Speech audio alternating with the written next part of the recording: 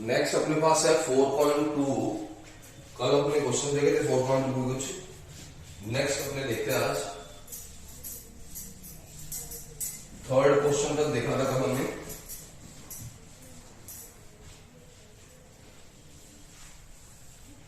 Next question आपके पास दिया है question number 4। Find two consecutive positive integers sum of whose square is 365। आपसे दिया है पॉजिटिव इंटीजर्स कॉन्जिक्यूटिव। देखो इंटीजर्स क्या होते हैं 1 2 3 4 ये होते हैं। कॉन्जिक्यूटिव का मतलब एक के बाद एक। 1 के बाद क्या आया 2, 2 के बाद क्या आया 3, 3 के बाद क्या आया 4। अगर 1 में अगर मैं 1 ऐड करता हूं तो 2 आ जाता है, मतलब नेक्स्ट आ जाता है। 2 में 1 ऐड करूंगा तो उसका नेक्स्ट आ जाएगा। 3 में 1 ऐड करूंगा तो उसका नेक्स्ट आ जाएगा। मतलब अगर मैं किसी इंटीजर में 1 ऐड करता हूं तो उसका कॉन्जिक्यूटिव इंटीजर मुझे मिल जाता है। तो यहां मैं यही कंसेप्ट लगाता हूं। सबसे पहले तो मैं लेट कर देता हूं, let first positive integer is x। अगर फर्स्ट पॉजिटिव इंटीजर x है तो कॉन्जिक्यूटिव पॉजिटिव इंटीजर क्या हो जाएगा, आपको बताया था। इसमें अगर मैं 1 ऐड कर दूंगा तो नेक्स्ट आ जाएगा, next consecutive positive integer x plus according to question के अकॉर्डिंग क्या है, sum of whose square is 365। इन दोनों के स्क्वायर का सम, इसका स्क्वायर प्लस इसका स्क्वायर इक्वल्स टू कितना दिया आपको 365। सॉल्व करने इसको, ये एक्स स्क्वायर पड़ा है, x square plus 1 plus 2x equals to 365, या x square plus x square 2x square plus 2x plus 1 इधर आएगा माइनस का 364 इक्वल्स टू 0। ये आपके पास आ गया। 2 कॉमन आ रहा है, 2 कॉमन ले लिया मैंने, x square plus x minus 1 8 2 equals to 0। Factorisation करें आप इसको, मिडिल टर्म को स्प्लिट करें ऐसे दो नंबर में, जिससे मल्टीप्लाई करने पे क्या है 182 आ जाए और प्लस माइनस करने पे 1 आ जाए। तो आपके पास स्टैंडर्ड फॉर्म क्या आ गई क्वेश्चन की, x square minus 182 equals to 0। ठीक है। अब नेक्स्ट में काम आपको क्या करना है, सेम वही फैक्टराइजेशन मेथड लगा दे, सॉल्व हो जाएगा। नया जो सीखने को मिला है वो ये मिला आपको कि आपको नंबर क्या लेने हैं। नेक्स्ट देखते हैं अपने क्वेश्चन नंबर 5। इसके फैक्टर बन जाएंगे आप लोग से आराम से। आप क्या करना, 182 को प्राइम फैक्टर में डिवाइड कर देना। 2 से 91, 3 से नहीं जा रहा, 7 से जा रहा है, कितनी बार 1 टाइम 3 टाइम, 13 से 1, तो 14 और 13 इसके फैक्टर बन गए। प्लस का 14 माइनस का 13। नेक्स्ट देखते हैं अपने question number 5। The altitude of right angle triangle is 7 centimetre less than it's base. If the hypotenuse is 13 centimetre find the other 2 sides. आपको पता है राइट एंगल ट्राइंगल ऐसा होता है कुछ, ये इसका हाइपो, ये इसका बेस, ये इसका परपेंडिकुलर। इसने कहा कि इसका एल्टीट्यूड जो है is 7 centimetre less than it's base. Base से ये कितना कम है 7। तो कौन डिपेंड कर रहा है, एल्टीट्यूड डिपेंड कर रहा है बेस पे। जिस पे डिपेंडेंसी होगी उसे लेट कर लो, let base of triangle equals to x।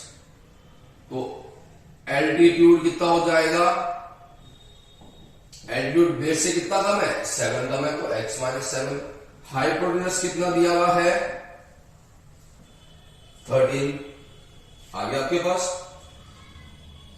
आपको पता है right angle triangle x hypo square equals to perpendicular square plus base square. Put कर दे, हाइपो कितना है 13 का स्क्वायर, परपेंडिकुलर कितना है एल्टीट्यूड x माइनस 7 का square plus base x square. 169 equals to x square plus 49 minus 14x plus x square.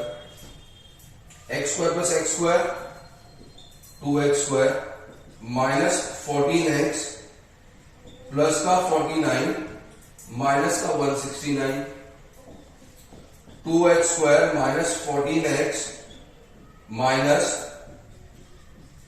120 equals to 0। 2 common आ रहा है, 2 कॉमन लूंगा मैं तो x square minus 7x minus 60 equals to 0। 2 0 में चला जाएगा, x square minus 7x minus 60 equals to 0। ऐसे दो नंबर जिनको मल्टीप्लाई करने पे 60 आता हो, 12 5 का 60, 12 से 5 का 7, तो x square minus 12x plus 5x minus 60 equals to 0। ये इसके फैक्टर बनते हैं। आया समझ में? आपसे एक राइट एंगल ट्रायंगल दिया था, उसकी साइड्स का रिलेशन दे दिया। हाइपोटेन्यूज दे दिया 13, परपेंडिकुलर एल्टीट्यूड कह दिया कि बेस से 3 कम है। जिस पे डिपेंडेंसी हो वर्ड प्रॉब्लम्स में उसको हमेशा लेट कर लो। तो आपने बेस को लेट कर लिया, बेस को लेट किया आपने तो आपके पास एल्टीट्यूड आ गया। एल्टीट्यूड कितना हो गया x माइनस 7। नेक्स्ट देखते हैं क्वेश्चन नंबर 6 4.2।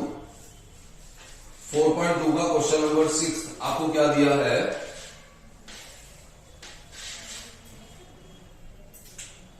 लास्ट क्वेश्चन है 4.2 का। आपसे दिया है college a cotton industry produced a certain article in a day. It was observed on a particular day that the cost of production of each article was 3 more than twice the number of articles produced on that day.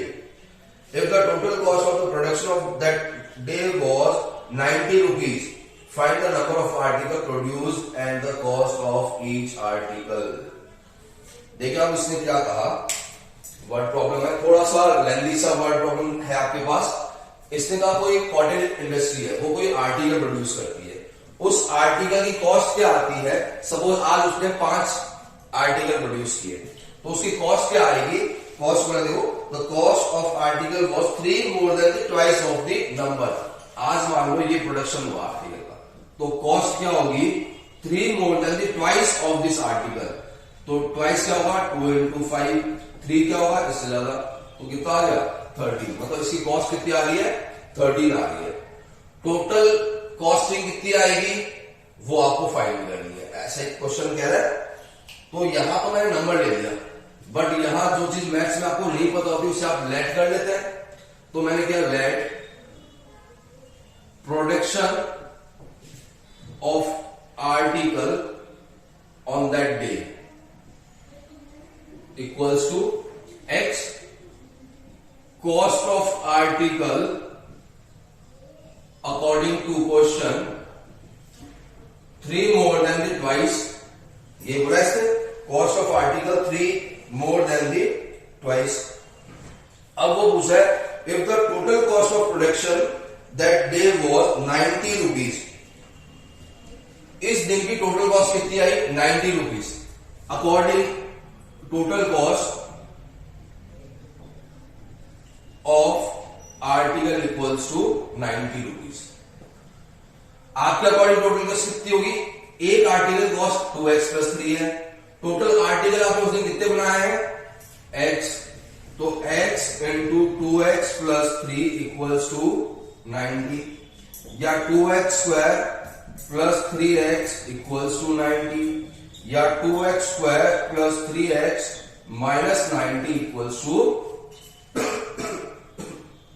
0।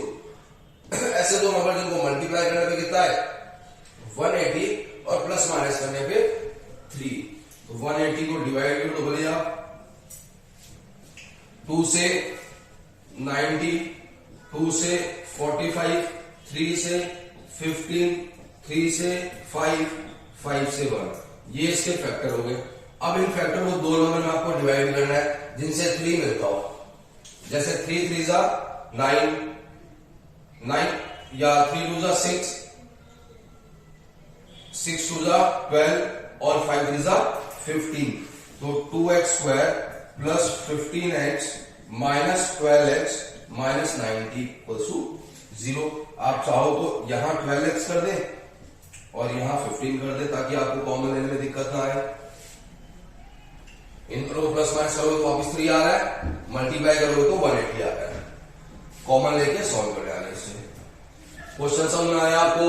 इसने कहा कोई industry है किसी दिन जो production करती है उसकी जो कॉस्ट आती है वो क्या आती है, प्रोडक्शन की ट्वाइस से 3 ज्यादा। तो प्रोडक्शन मान लो उस दिन x था, उसका ट्वाइस 2x, उससे 3 मोर तो प्लस 3 कर दिया, ये इसकी कॉस्ट आ गई एक आर्टिकल की। उस दिन कितने आर्टिकल बने हैं, टोटल x बने, तो टोटल कॉस्ट कितनी आ जाएगी 2x plus 3 into x।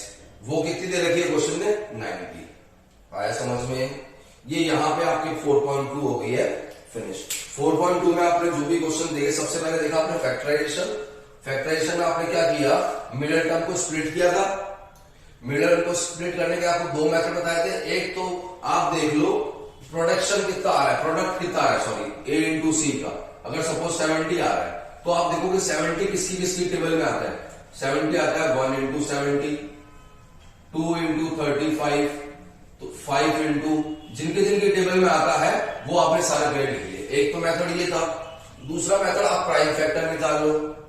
Prime factor निकालने के बाद जितने भी नंबर्स आ रहे हैं उनसे आपको दो ही नंबर बनाने हैं, कॉम्बिनेशन लगा दो उसका कि वो दो नंबर कैसे बनेंगे according to second rule. First rule तो a इंटू सी है, सेकेंड रूल है कि आप p प्लस क्यू क्या होना चाहिए, b आना चाहिए। क्लियर।